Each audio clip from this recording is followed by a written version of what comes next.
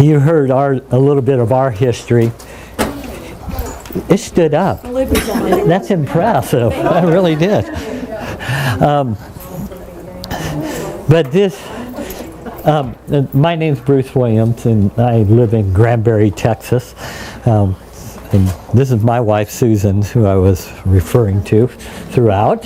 And this is Kim Mewes. And how many of you have been to Kim's sessions earlier today? So you were wise, good choices. And we've had the privilege of working together for 18 years, Kim and I. And so it's really a blessing to be able to stand in Branson, Missouri, and to do this together. And we've never done it. And I'm shocked that she's doing this. Not this part, but this that she's even here doing it. This is not her favorite thing to do, is get up in front of people and talk in this type of setting. So I'm...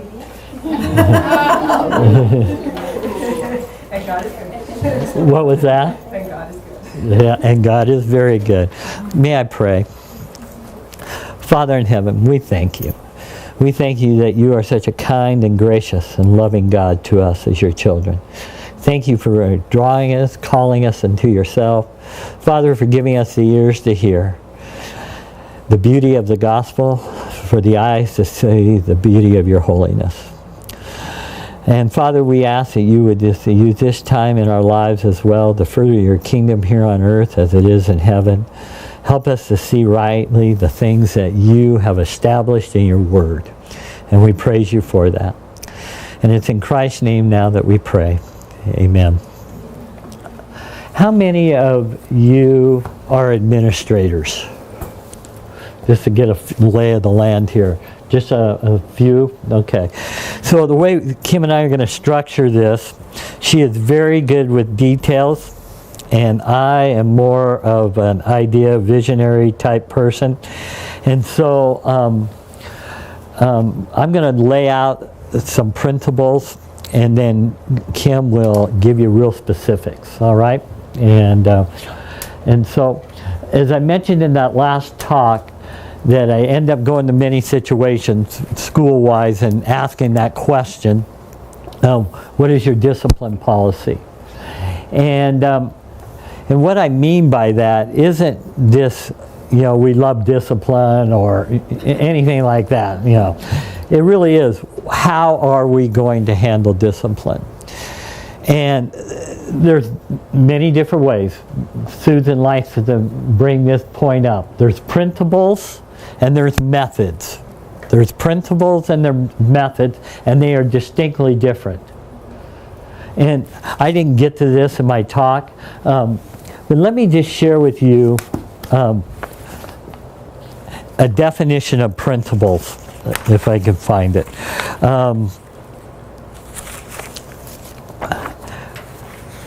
And it's important that you lay out your principles as an administrator. What is it that you truly believe? We're classical and we're Christian. We believe in the trivium. We believe in the 3 stages. All of that. But what is it that you really believe about discipline? And it needs to be clear. And it does make you laugh when somebody says that they really have good kids. And we got so-called good kids. But we all know that they sin. And we as staff sin, our parents sin, our kids sin. So the issue isn't whether we sin. What's the issue? How we are going to deal with sin. That's the issue. That's what has to be determined. This is how we're going to deal with sin. And it is an institution, and you do have to be a bit more generic. But let me read this to you, please. Principled thinking. And you're not going to be able to copy all of this. I'm sorry, it's a few sentences, but if you can listen. The power of principles is that they are universal. They're overarching, they're universal. And they are timeless truths. They aren't determined by circumstances. So they're universal principles that are timeless, and they're true. If we understand and live our lives based on principles, we can quickly adapt to whatever the circumstances are. So, and boy, when you got issues coming in your door, whether it's parent issue or student issue, what are we doing? We're praying for wisdom. We're praying for wisdom because there's no rule book on how you deal with it. So you're just praying, God's grace abound, God's grace abound. Give me something. So quickly adapt. We can apply them anywhere. By teaching our children principles instead of practices, or teaching them the principles behind the practices, we better equip them to handle the unknown challenges of the moment. So we need to teach our children principles. So when I say, be wise, what do you want me to do? Be wise. Well, that's really vague. But they can do that. Because you know what? You're teaching them Proverbs. We happen to have a rule, or yeah, I'll say a rule, encouragement. They have to memorize Proverbs.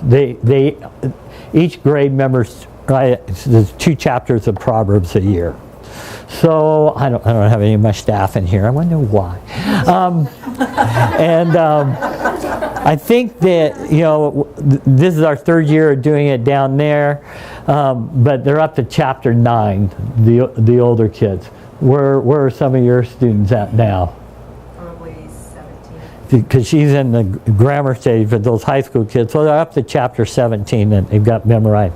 Now, Sue and I have made an agreement, and it still works for the Oaks, and we have it at our school, Grace, that if any of them memorize all 31 chapters of Proverbs when they graduate, so it has to be their senior year, and they can sit down and go through all 31 chapters with me, I'll give them $1,000. So, and you know what? There's 950 some verses. So that's a little over $1 a verse. That's a pretty good deal, I think. And whether that happens, I don't know. But anyway, this is the incentive. But they're learning Proverbs, so they are being given the wisdom to be able to think well. And that's what you're asking them. All right. By understanding the principles, we are able to meet the challenges of the moment more effectively. And we are also better equipped to meet the thousands of challenges of the future as well. So by teaching them biblical principles, you are truly equipping them. So what are the biblical principles that we want to have in our discipline policy? Well, what's the first ACE is what? I was just preparing, all of that was preparation for in here. Love the Lord your God with all your heart, soul, mind, and strength. It has to be paramount. Then think more highly of others than you think of yourself. That has to be there. Be wise might be another one. But they need to think more highly of others than they think of themselves. All right, so what is our discipline policy? Our discipline policy is called a name on the board check mark. This is a method. This is not a principle, all right? This is a method. This is how we do it. Name on the board check mark. So every single parent that sits down to enter our school, I meet with them for an hour and a half. And I go through what we will do. So they understand the whole abdication, usurpation thing that I was alluding to in there, that they understand that we are coming alongside them. When they enroll their children, we are coming alongside them. We are not there to lead them through this. We're coming alongside the parents. All right, all of that. But then I go through the disciplines. So, the first 2 weeks of the school year, the teachers train to what the expectations are. Key word there is what? Train. You're not commanding, you're not telling them, don't do this or you must do this. You are training the students to what the expectations are. Obvious one is you must raise your hand, wait until you're called on before you say anything. And you're training to that. And then during that 2-week period of time, as I said, it's called name on the board check mark. We're training, hey Johnny, just so you know, that would be a name on the board. So I'm just writing your name on the board so you'll know that would be that. No repercussions right now in this first 2 weeks, but that's just a helpful reminder. Anytime they get their name on the board, they lose their recess. They lose their recess. Now, for a little boy, that could be the end of the world, right? But what we want that to represent, or to them, we want it to be a change of behavior. We want them to change their behavior, so they lose their recess. Anytime a name goes on the board, the teacher has to call home that day. Anytime a name goes on the board, the teacher must call home that day. Doesn't have to be during the school hours, it could be in the evening. Whenever. And they don't have to actually get a hold of the parent. If they get a voicemail, that's fine. All right? But they have to call home that day. I'm telling every parent this. Everything. I've said this talk, can you imagine, over 22 years? Probably 2,000 times maybe? I don't know. Close. A lot. And I use the exact same words every time. Because I don't want a parent come back and say, oh, you said, no, I know I didn't say that. I've done this too many times. And I had one in my office just the other day trying to play that card. A dad I haven't seen since the beginning of the school year. Beginning of the school year in my office the other day saying, you didn't, no, I know what I said. And he's an abdicating father. And I'm not going to let him push me into a corner and say, because I want to be clear. And so they have to call home. Now, after a 2-week period of time goes by, then we're putting names on the board. All right? So Johnny, your name's on the board. You're going to miss your recess. And it's important that you help them understand why their name just went on the board. All right? It isn't just simply do it and then keep moving on. They need to know how to do it. You may have to take them out in the hallway to talk to them, whatever, but just, and we don't need to write it in, 55 font, just over there on the side and what have you. Then, in the course of the day, Johnny might do the same thing again, or he may do something else that was inappropriate. Then he would get a check mark by his name. And anytime a student, in this policy, in this method, anytime a student gets a check mark by their name, they are coming to the office. That means they've won a free trip. And we get time together. All right? So the teacher would escort the student down to the office. They would sit on the little bench outside the door. Teacher would come in and close the door behind and then explain to me, Johnny got his name on the board for this, he got a check mark for this. So I make sure I understand what's happened. Now, as I shared earlier, he who speaks first always seems right. So the teachers had the opportunity to speak first. I don't make any judgments. I got to be careful because it's really easy to go there real quick. I trust my staff, but sometimes it doesn't always go quite that way. And so I've just heard the first side of the story. Teacher leaves, goes back to the classroom, the student comes in, they sit down, and I pray with them. And basically my prayer is that God, thank you for this opportunity, and I pray that you will help Johnny to be honest and forthright in what he has to say, and give me the ears to hear. Amen. Then I ask the student, why are they here? Even kindergarten, why are you here? They can't remember 5 minutes ago why they got their name on the board or a check mark. But at least I'm asking them. But, did you maybe do this? Oh yeah, I did that. Yeah, okay, just checking. But you want them to verbalize what the issue was. That they are taking ownership of it. They can see it as well as they can see it, whatever that means. But have them verbalize it. All right, then what should you have done? So guess what I'm doing? Training. I'm training, reinforcing.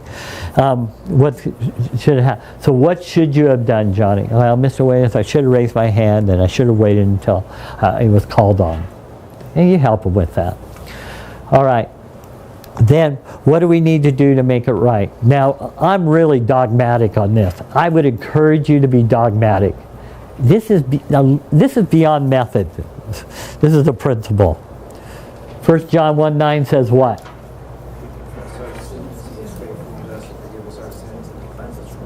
Amen. Great verse. Remember that verse? What are we supposed to do? Confess. We don't say I'm sorry. I'm sorry does not fly. It does not fly. God's not interested in I'm sorry. When I changed this years and years ago, oh man, it was like watching too young a crowd here. But there's some of us who are a little older.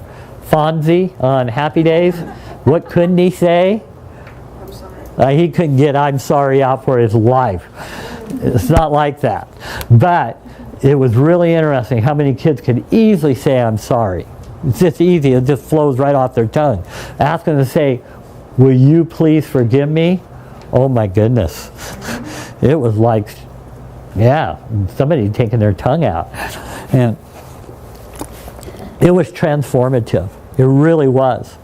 I don't like my staff to even say, you need to apologize. I really don't like them. We don't need apologies. We need forgiveness and seeking forgiveness. All right. Now, if a kid said, I'm sorry, will you please forgive me? Totally fine with that. That's not a problem. But so I ask them, would you like to ask God to forgive you? And they almost always want to. And then I ask them to pray out loud. And it's training time because they don't know how to pray oftentimes. And you just help them. It's fun. And it's fun with the ones that repeat, that come in. They get it.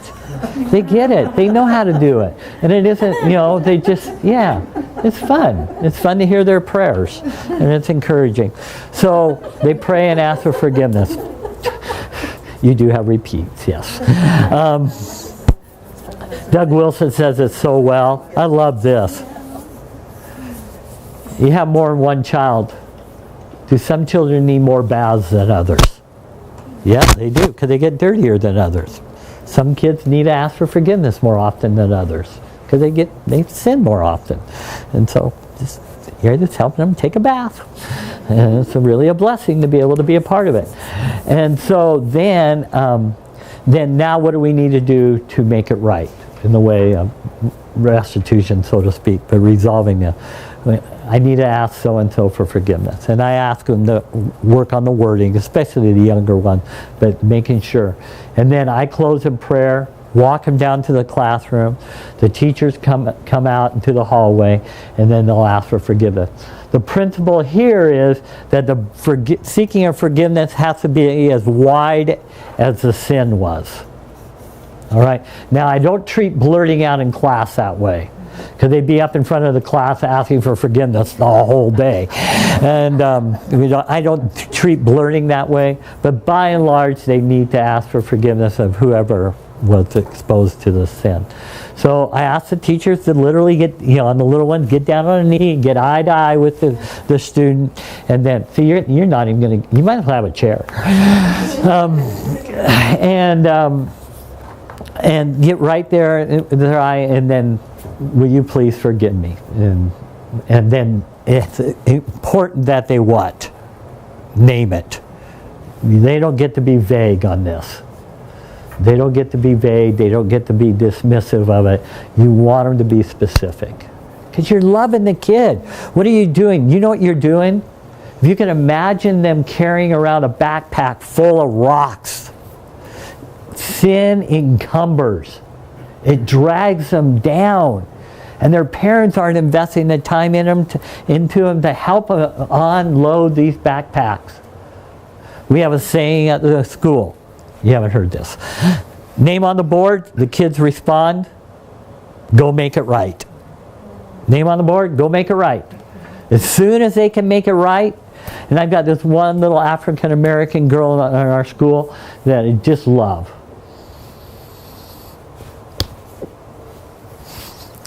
There's a reason for the tears, just a second. You have to be so patient with me. Single mom, never been married, only African American child in our class. or in our school. And her mom has terminal cancer, and she lives with her grandparents. And they're wonderful, but oh, it's a hard situation. It's hard. And she is a really awkward little girl. But you know what? When her name goes on the board, boom, that hand goes up right away.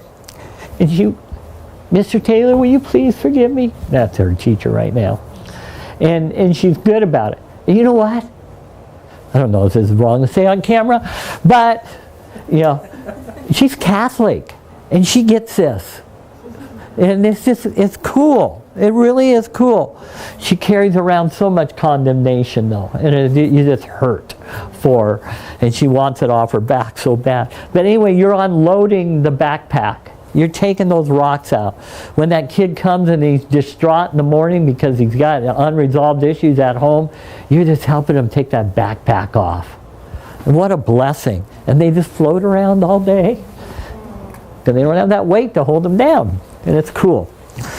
All right. So name on the board, check mark. Then, after that, you know, you've left the child with the teacher, then I go back and I am the one that has to call now. Gets to call. I get to call. And I call the dad. So whenever it's a name on the board, check mark, I call the dad. And if I can't get a hold of dad, then I call mom. Let somebody know that Johnny was in my office. All right? Now, if Johnny gets his name on the board and a check mark a second time, and it's within a couple of months, when I was at that school, I loved it because I got to spank. And it makes a world of difference. I thought about this last night when would I go here on this talk. It is such a blessing to be able to discipline that way in a school. And that is in Washington. What's the most liberal state in the union? Maybe not Washington, but pretty darn close. And I live in the what state now? Maybe the most conservative, and they won't let me, my board won't let me spank. And it makes a big difference in our school. And if you are allowed to spank in your school, if your board will allow it, utilize it. Don't say you spank and then you don't do it. It's a great, loving tool. It is a blessing. And it really, really is. If your board allows it. We spanked on average 36 times a year. It was just kind of like clockwork. You can't believe it, can you? You're just laughing. Amen, brother. What year are you? Senior. Yeah. I've spanked a kid after he graduated. No, I haven't. But yeah, yeah. So if you do have that tool, but anyway, if you don't, then it makes it a lot more complicated. But within the first couple of months, if they're back in the office with name on the board check mark, I might spank on the second one, possibly. But every parent knows that. They know it. If there's a third name on the board check mark, I definitely have the parents in my office and we talk about it. Fourth name on the board check mark, they get suspended for 2 days, meaning they lose the privilege to be at school. This is over the course of a year. You don't start over each quarter or the semester. This is over the course of the year. And then if a fifth name on the board check mark, then it's likely they'll be expelled. All right, is there latitude? Yes, there's latitude, and it doesn't have to be this rigid. But at least they know those guidelines. Yeah. All right, so does that give you enough to work off of for right now? I think so. Okay. Yes, ma'am. I had a quick question. Please. The word on the name, check mark, is it for things as little as just not raising my hand? Yep, it is. So now I'm thinking our school is the opposite of that school that had all wonderful kids, because our kids would be in my office. Oh, yeah. No, it's amazing how lax we get. Okay. Yeah, we really don't have very high standards. Yeah. Oh, yeah, I better let her get up here because I'll just keep on going. Sorry. Okay.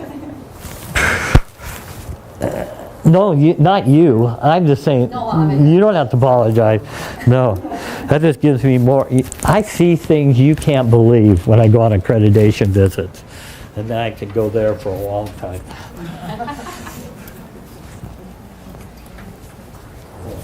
You're welcome. Thank you.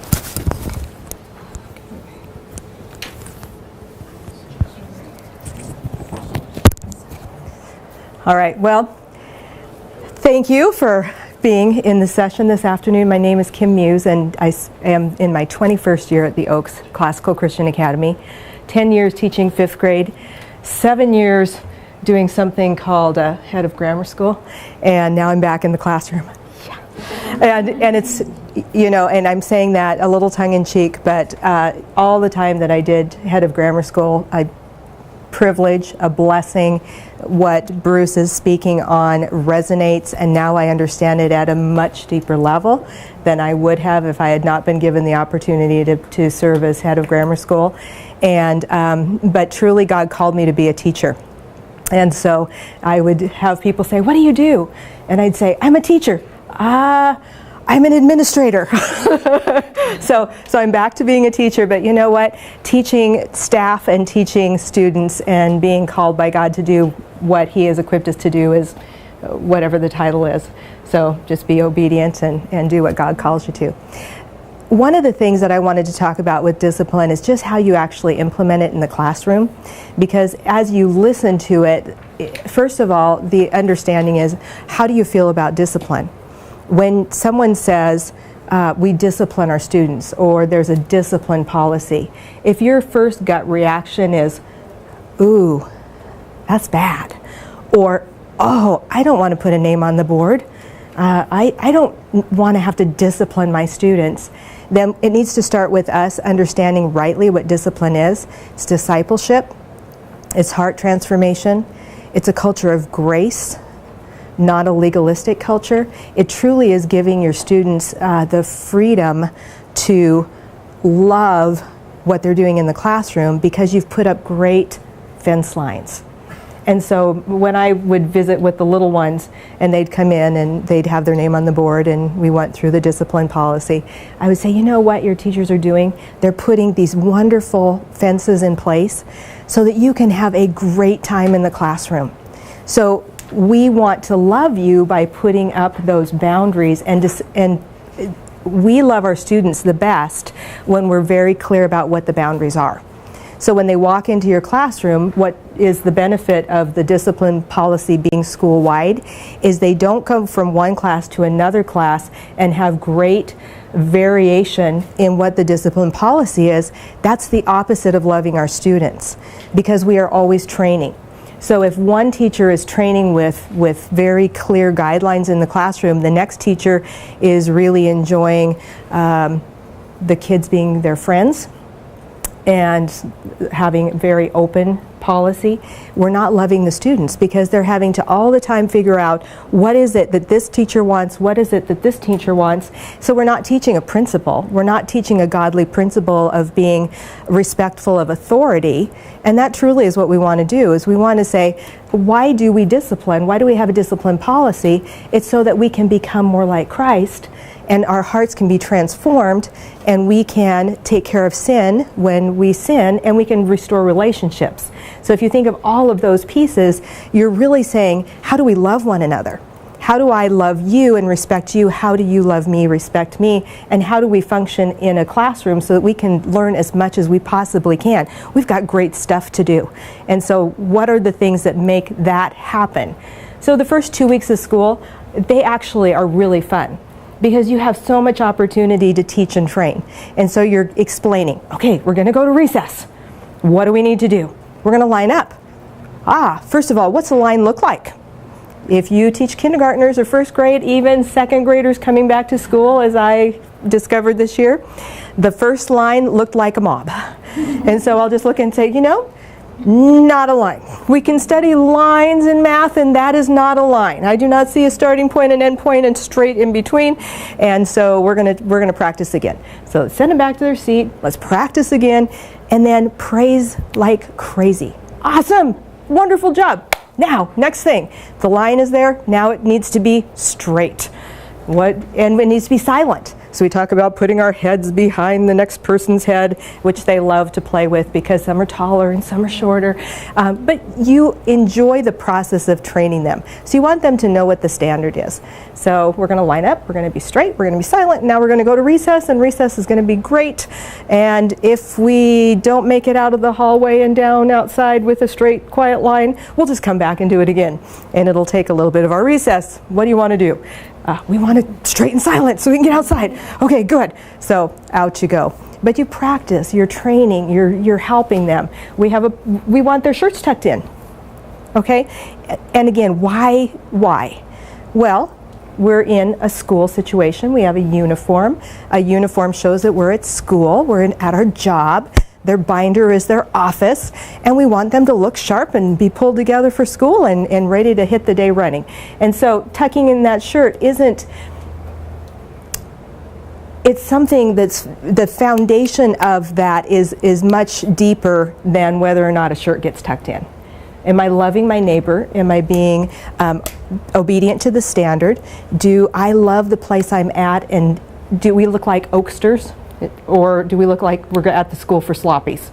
That's the first grade teacher. Are we at a school for sloppies? Or are we an Oakster? So you're training them to love the standard, but you have to be really wise, because the same policies and procedures, if you're doing it just so that you can say, well, I told them what to do, they didn't do it, I put their name on the board, and now you take care of them. That's not the heart behind it. We're not loving them towards the standard. And so all of the first 2 weeks is really that time where you're training them. How do you raise your hand? How do I acknowledge you? How do you stand to speak? Another one that is often letting the teacher be the leader, not the second grader, because they start to anticipate you. And so I have a little boy who is future teacher. And I just tell him, guess what? You get to learn how to follow before you get to learn how to lead. So we're practicing following before leading. So you're helping them to learn why you're training, why you're doing what you're doing, and that we're delighting in it. And then, are there smiles? Is there joy? And so you can gauge whether or not you're doing that in a way that is training them towards what is good, what is true, what is beautiful, by the way that you're helping them the first couple weeks of school.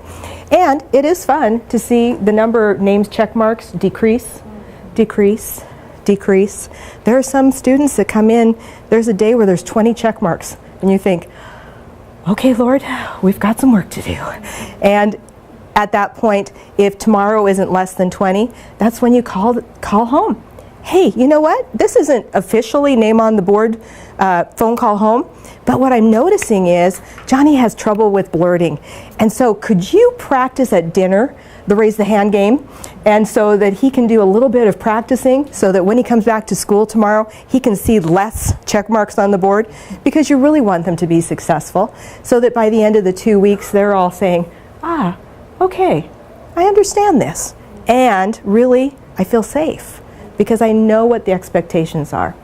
And so just some of the implementation of the policy, I think it's first, the teachers have to decide that discipline is a good thing, is absolutely the most loving thing to do.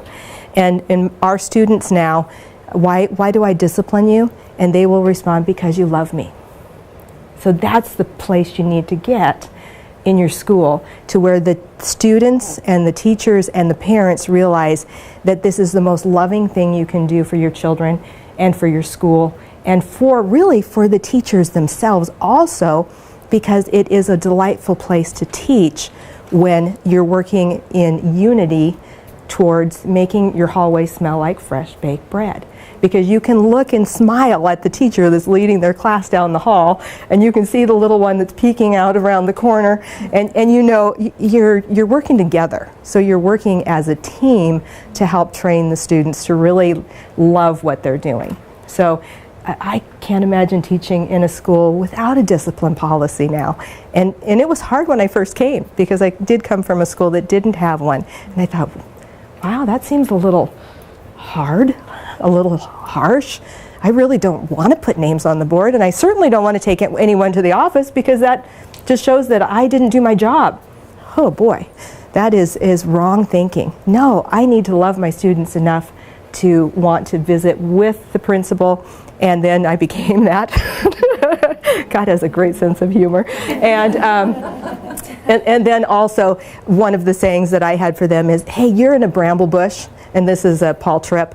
You got into the bramble bush. You're not in the office because you're getting into trouble. You're in the office because I'm helping you get out of it.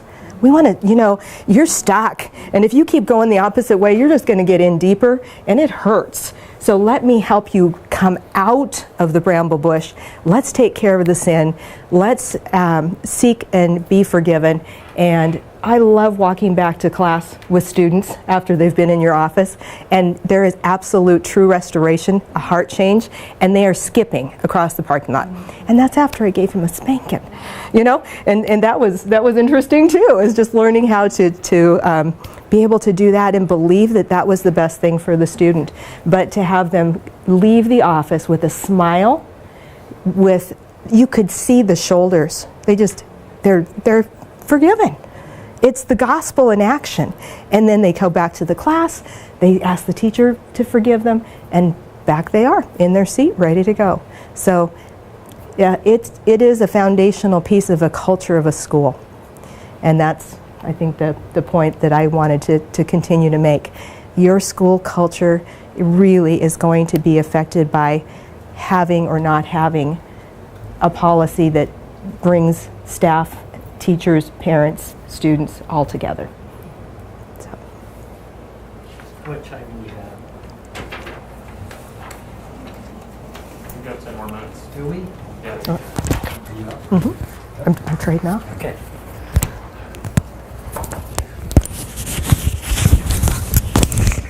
Anybody want to ask a question right now? Yes, please. How does this play out in high school? Okay, good question. Yeah. All right. Watching the handicap guy try to put this on. Yeah, that's gonna be fun. All right, let's see how we do. Just stick it anywhere. Does that work? Okay. That's a good question, because it's kind of hard for the high school teachers or the logic rhetoric teacher. Do we still have to put their names on the board? I really want you to. It's very infrequent as a result. You don't have a lot of them. But yeah, name on the board, check mark. They still end up in the office. All right?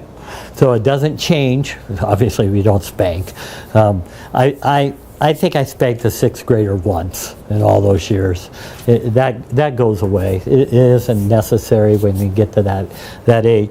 And because of the culture, they don't end up back in the office hardly at all. It is very seldom.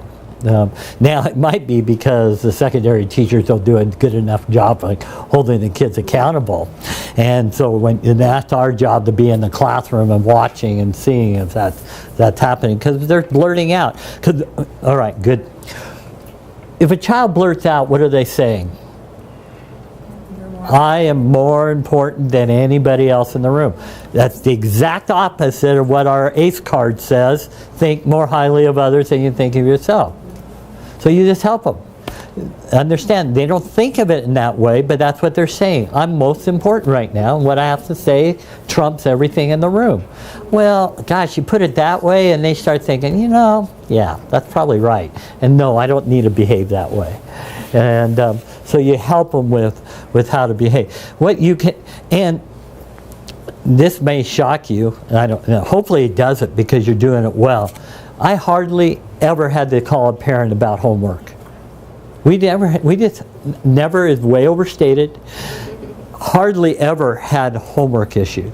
Hardly ever had to deal with a kid not getting their homework done. Because you know who's going to get a call? Their dad's getting a call. That's a big deal. It is a big deal when kids start not doing their homework. That just can't go anywhere. And your teachers need to know that cannot go anywhere. And I think it's probably still the same. We take 10% off. So if it's late, it's 10% off. And that's okay. That happens. But if it's persistent, with a kid, then that's got to be name on the board, deal with it, and call home. So they know. Because what's their job? They're students. That's their job. They get dressed in their uniform to go to work every day. Their job is to do it well. They're called to do it well. And so the expectation should be there. Such. Any other questions? Yes, please. What about like collective issue? Say they're in line in the hallway and you're coming from another place and you know there's noise, but you're not sure who. Okay, that's a lot of different questions, believe it or not. That's a whole bunch of questions. Because let me tick off one that just came to mind. I may not even get to what you want, I'm sorry. But this is important because principles are key. If you see it, what's your responsibility? Deal with it. God's providence, God ordained that you see it. You got to look at it that way. God ordained it. What if it's not your students? God ordained that you see it. You get to deal with it. It's not somebody else's responsibility. You don't get to walk out, oh, I'm so thankful it's not mine I have to deal with. Nope, that's not an option. You get to deal with it because God ordained it. Now, what happens if it happened and you didn't see it? You may not have to deal with it. You may not have to. It depends if it lands on your desk or, But if you didn't see it, God ordained that you not see it. Now that's where, how do we handle it? So if little Johnny's bullying little Susie or Billy out on the playground and you don't see it and Johnny's mom comes to you, you get to say, hey, I'd really like you to have your husband call Billy's parents. And help them understand why. God didn't ordain that I see this. That doesn't mean I'm trying not to. I'm not trying to avoid it. But in God's providence, because God's got something else in mind, and we got to see further down the road. So I'm just going to ask that you would have your husband call and deal with it. All right? But help them understand why you're doing that. That's a little bit foreign concept to them, but it's helpful. Okay, so one, if it's not your class, you still get to deal with it. And da, da, da. Now, if it's collective, I remember that word, and you're not sure who. You do collective, like classroom punishment, I guess, not punishment. Oh, for the whole class? Yeah, I don't like to. I don't think that's the best way to deal with it. It's easy, but I don't think it's the best way. So, you know what? When there is a number of kids in the room doing it, you know what there's lots of? Names on. No, there's lots of eyewitnesses. Oh. And God's providence, guess what? He just gave you a free trip. You got eyewitnesses. All right? And so you get to ask, who wasn't speaking? Yeah, that's a real interesting issue. Yeah, but who wasn't? Yeah. You just said who was not speaking. Who wasn't talking?